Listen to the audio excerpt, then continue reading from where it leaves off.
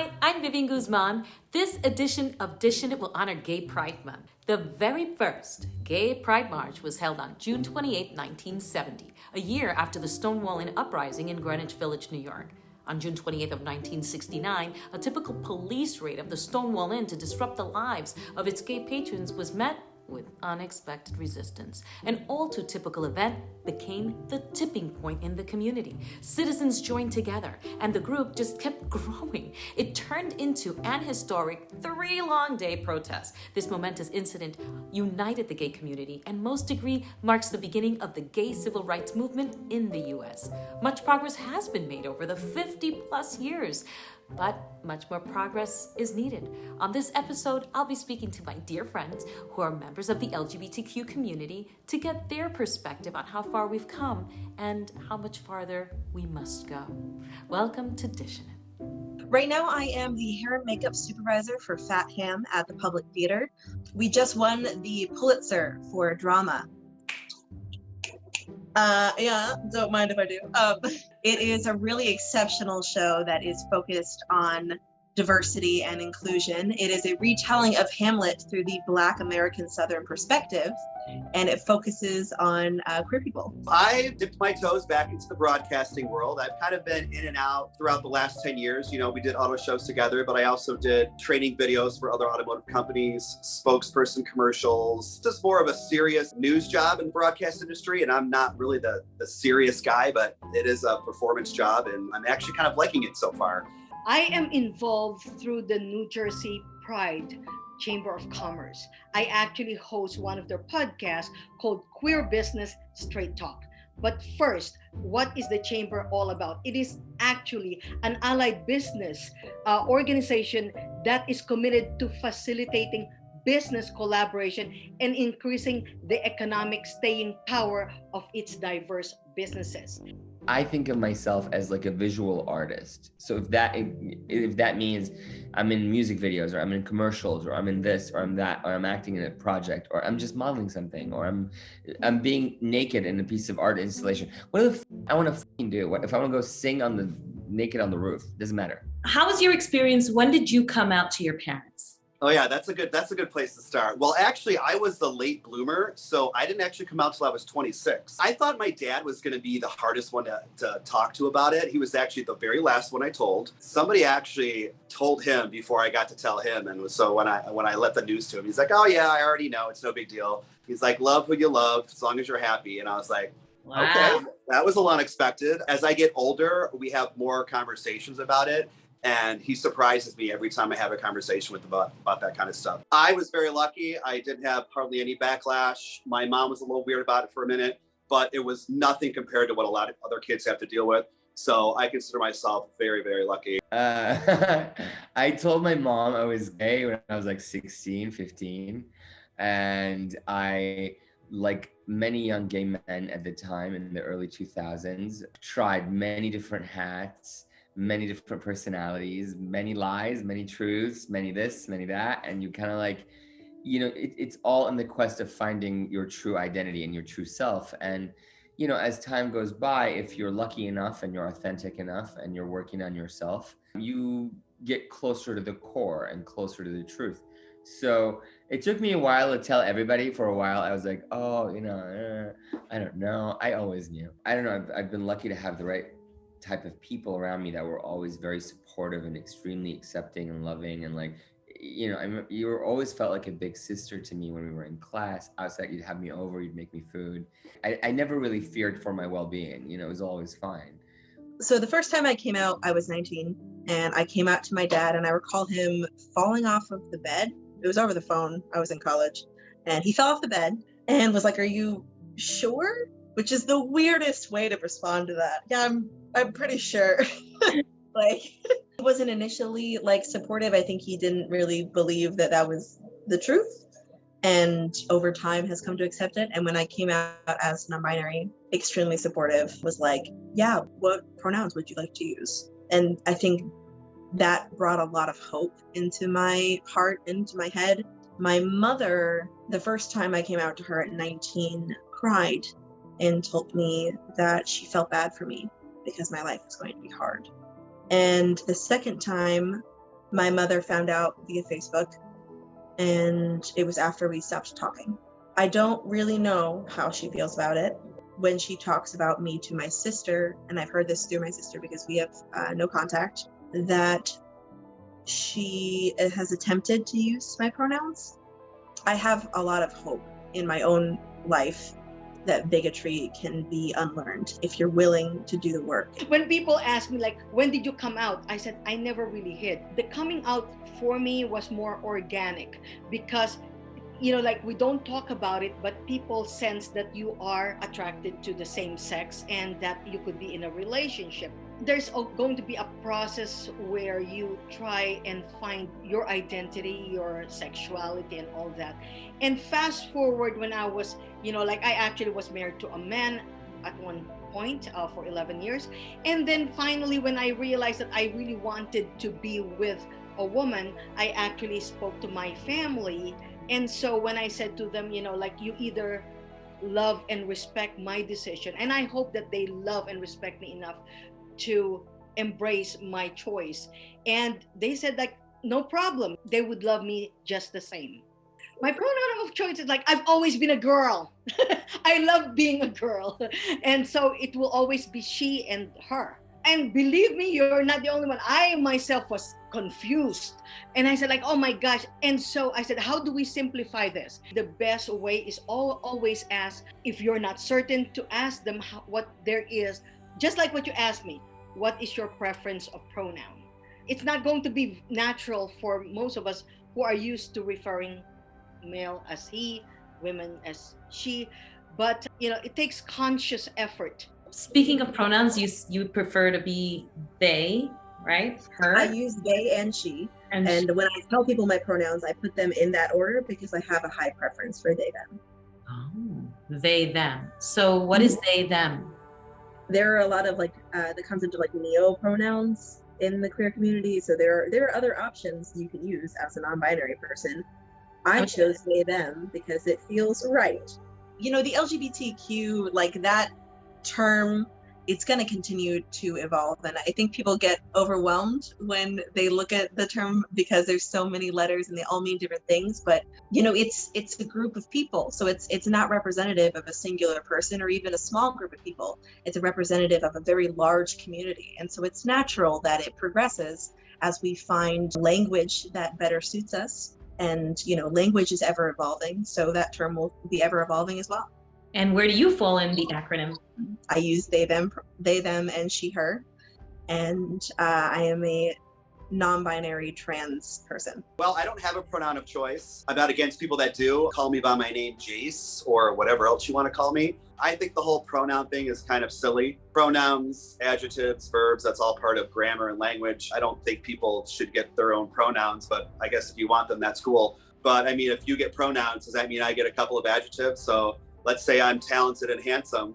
Do you have to reference that every time you talk to me? Because that's how I identify. If you want to be called that, that's fine. Just don't get mad at other people that don't quite understand that. Might not be coming to you in a malicious way. They just don't quite understand that yet. So it's everyone just needs to kind of be a little bit more sensitive towards other people's needs, but also everyone just needs to relax, I think. As far as the pronouns go, I identify as a male. That's the sex I was born. So I think that's cisgender. But you can call me Jace. I have to be referred to as talented and brilliant, or I will cancel you. What pronoun do you choose to go by? He or him. He or him. So it sounded by your intonation that you're like, you keep it simple. I don't keep it simple. I keep it, if it wasn't simple, it wouldn't be simple, but I keep it as like authentic and truthful to myself as I can. I feel like it's most helpful to just ask and be like, look, man, I, like the rest of us, I'm just learning, I'm figuring it out. Can you please educate me? And I think people more often than not are very kind and they'll be very polite because everybody, all we want is to be seen and understood and respected. I think Pride Month to me is both a month of celebration and solemnity. It's a time for me to celebrate the joy of unburdening myself from expectations and the freedom that comes with that, as well as acknowledging and remembering the sacrifices that those before me have made. Pride Month basically gives us more visibility.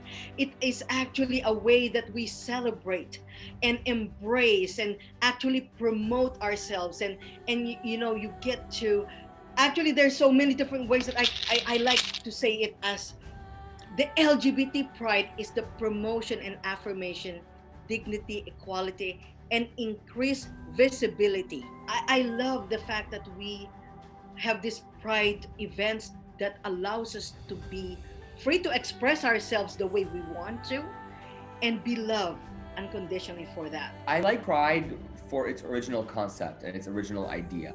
More and more, Pride to me feels a lot more about like corporation and like, like we know you. Here's the guy with the queer flag suit and the fan and it's like my friends and I are listening to like goth music right now and like going to like cool clubs downtown and like what I'm not liking about Pride and it's all about partying, drinking, diva, and those are all very important elements to gay culture, and I totally embrace them and love them. But I feel like Pride is actually about a lot more. It's about like kind of honoring those that.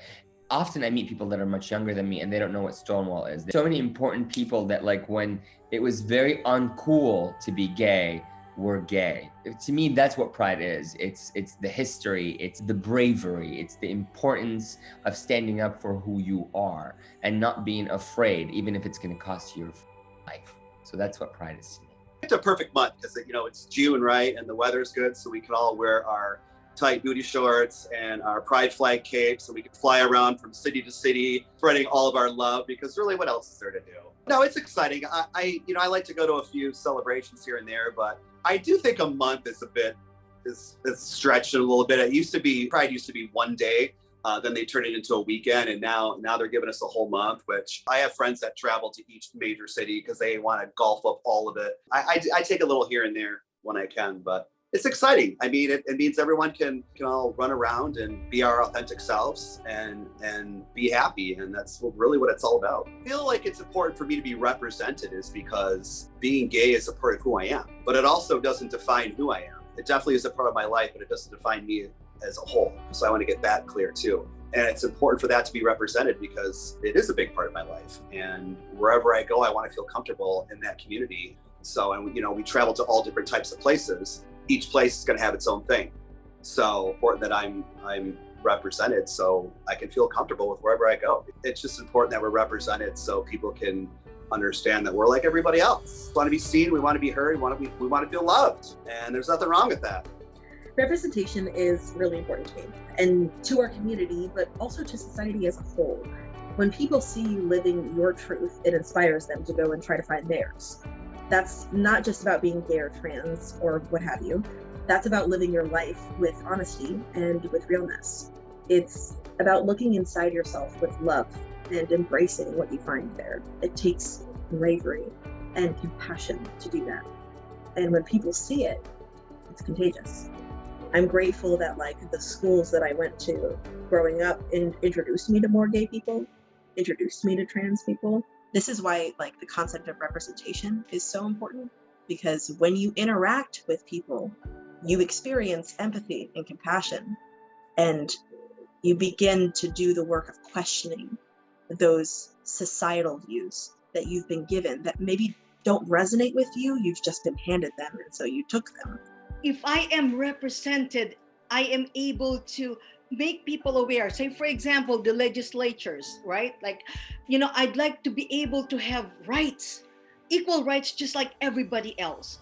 And so the more you're seen and the more you're heard, the more they understand that you are representing a big group of people there whose voices have been muted. My recommendations for gay culture and films, I would say one would be Paris is Burning. 2 would be Madonna's Truth or Dare documentary. 3 would be Milk. 4 would be Angels in America. 5 would be Showgirls because it's hilarious. 6 would be Glitter with Mariah Carey. 7 would be a stand-up film that I love that is hilarious with a comedian called Sandra Bernhard, and it's called I'm Still Here, Damn It. It's hard to find, but it's a stand-up comedy, and it's probably one of the funniest things you've ever seen. What are some of the challenges that you feel that you face or that your community faces? One of the biggest challenges that I face as a gay person is having to camouflage who I was almost like a chameleon, having to really change who you are and what your core is to fit the room. That was really hard for me, and I did my least well in life when I was pretending to be someone that I was not. So for me, it's having to hide your true self. It's having to hide whatever it is about you that make people uncomfortable in that room. You know, you're not the norm. There are a lot of things that my community faces regarding equality and disenfranchisement. Much like the generation before me who marched for my rights, I continue to march for the rights of the children that will come after me, in the hopes that the generations going forward do not have to live with the same amount of fear that I do. You know, when people talk a lot about like coming out and the process of like doing that and what it feels like and how it's like this, you know, this big relief, this unburdening of themselves. I cannot imagine in my lifetime what that feels like to have lived without that. Oh, there's a lot, but I would say first and foremost would be the coming out process, the rejection and acceptance of family members, and then of course of the society, and the differences in beliefs such as religion, for instance, and a lot of the confusion also of people, especially the young people, in finding their identity. I think for those people that grow up in a religious household, I just talked to a friend who grew up Jehovah's Witness, and his parents are very, very religious, and they definitely don't accept his gay lifestyle, and they don't really have a relationship with him anymore. And that's something that he's had to deal with. My parents, all my people around me have all accepted it, so I haven't had to deal with any family members saying, oh yeah, you go live your lifestyle, that's your thing. But some of my friends have. So I think that's the biggest challenge, of those kids, and their religion doesn't accept it. And they're so religious that they stand behind those beliefs, and they don't want to have a relationship with their child because of those beliefs. So I think it's breaking those barriers and trying to basically love your kid for who they are, and not trying to throw that away because your religious beliefs are so strong. Did you ever feel discrimination, or have you been discriminated?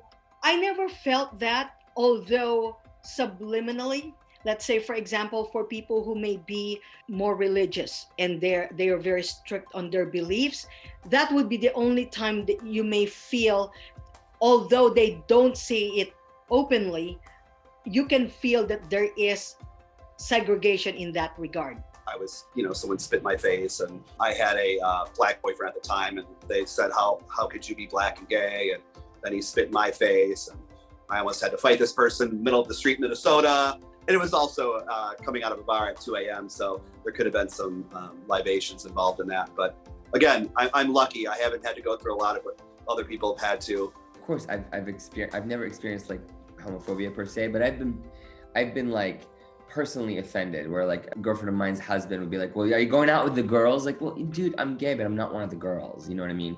There's nothing I hate more, Viv, than humiliating a human being. By trying to be so with it, you're actually annoying the person and making them feel like a unicorn. Being occasionally gender nonconforming in a visible way is dangerous. And unfortunately, it's still dangerous. And there are lots of statistics to represent that. Lots of my community are kidnapped or killed annually. It's a really alarming statistic when you look it up. I've certainly felt discrimination, but it truly pales in comparison to the people in my community who have less privilege than I. If you add on top of that, like race factors, if you add on top of that gender discrimination, the statistics for the Black, BIPOC, trans community, as far as like assault, rape, and kidnapping and death, is truly overwhelming. The more marginalized, the more attacked, basically. The greatest wins as a gay person who has stood in his truth would be for me to have fallen very much in love and got to experience what that is like. But I feel that the more I have a compass and I stand in my truth and I am myself at all time, I feel that has given me a lot of self-worth and self-respect and a lot of integrity. Gay marriage! That happens in 2012 and we got married in New York. because before it was like a civil union. Rights are very limited. So now that it has gotten federal recognition, it is a big win. Rights that you take for granted actually means a heck of a lot more for people who have to fight so hard for that right. Things that I am a part of is the New Jersey Pride Chamber of Commerce. It's really awesome because this allows a lot of like the business owners to be promoted and to be given like equal access to corporations, like government and schools, for instance. June 26, 2017, that a new ruling allowed same-sex spouses to be listed as in the birth certificate of a child. So that's beautiful because it used to be before only one person could be listed. And so that's a very, very big win.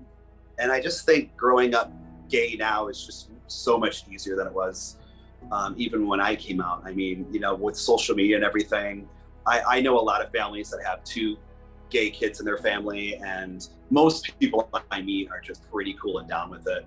Most families I talk to are super down with the gays, and why wouldn't they be? Everyone loves having a gay friend. You learn a lot from them, and they're fun to be around. So I think the gays have it pretty good. So what's your wish? What's your hope for the LGBTQ plus community? My hope for the LGBTQ community is to live in a harmonious, safe space and to be able to exchange ideas and thoughts, and for all of us to exist as one. And, even if someone is a little different than you, for you to have the broadness to accept someone being a little different, and to maybe learn something from them. One of my wishes actually is for schools to include education for parents, so that when their children come out, they will have an open mind and they will be making decisions on how they would respond to it with a lot more understanding and compassion and love. What am I most hopeful for? Good question. People just have an open mind and keep being accepting. I know a lot of communities have actual like gay community centers for those kids that maybe come from a family that kind of ousted them or written them off. So they do have these community centers where those kids can go be a part of activities in the community. And I just hope that those places keep getting funded. I don't know how that all works, but I just hope that those places still remain intact and that there's people that work at them and love their jobs, because those community centers, I think, are a huge deal for those people that maybe are an only child and have nobody else to look to, or they're at home alone on social media all day, wondering why no one wants to talk to them. The generation after mine inherently gives me hope. The way in which, and there is a sadness with which I feel that about as well, because I think that they have been forced into a situation where they have to advocate for themselves. The children that I see who are, protesting in their schools, making an effort to be heard by politicians at large, to be heard by the world. It gives me hope that they can change things. It may not occur to you off the bat that what you're saying is, 1, harmful, or 2, painful. And so people don't, there is an inherent disconnect where you're afraid to offend a trans person by asking these questions. And I'm afraid to get hurt by the question you're going to ask. And so I make a real active effort to very openly talk about these things, because I think that this is how we bridge a gap. I hope that trans laws would be respected a lot more. That's something I'm really, really bent out of shape over. They're taking more and more rights away from trans children, and without really studying what being trans is about, or understanding somebody else's point of view. So there's I'm extremely concerned about Roe versus Wade. I know it's not necessarily a gay issue, but it's actually a gay issue as well. It's a women's issue, which means it's a gay issue. America is going through growing pains at the moment. I don't know if you feel that way, but we're growing, but it's painful and it's hard and we're fighting, and it's and so right now I'm concerned about trans rights more than anything. Try to live in and be your authentic self, and stop trying so hard to be different. I know that's easier said than done. We were all there at one point, but we do live in such a polarizing culture right now, and social media isn't helping. So I just, have some older people in your life that you can talk to and learn from them. Because I remember when I was younger, I didn't want to hear what anybody said that was, in their 30s or 40s. Remember when you were in your 20s, you were like, oh my God, 30s and 40s, those people are so old. Well, now I'm in my 40s and well, I'm that Old old. doesn't seem old anymore, does it now? If I have to tell you one thing, live in your truth. When you stand in your truth and embrace who you are, you would find that the truth will set you free. It is a cliche, but the truth will set you free. You will find that, whoa, I can breathe now. I can be who I am. I can dress the way I want to. I can be with a person who I choose to love. And that is a real big thing. So get out of your own way. You are not alone. I am so grateful and so thankful that you decided to take a chance, the pursuit of your dreams, that you celebrate love, diversity, and inclusion. That's my tagline on Dishin It. And I applaud you for all the efforts that you're putting forth to create awareness for everyone so that we can have better conversations and become more inclusive as a human race.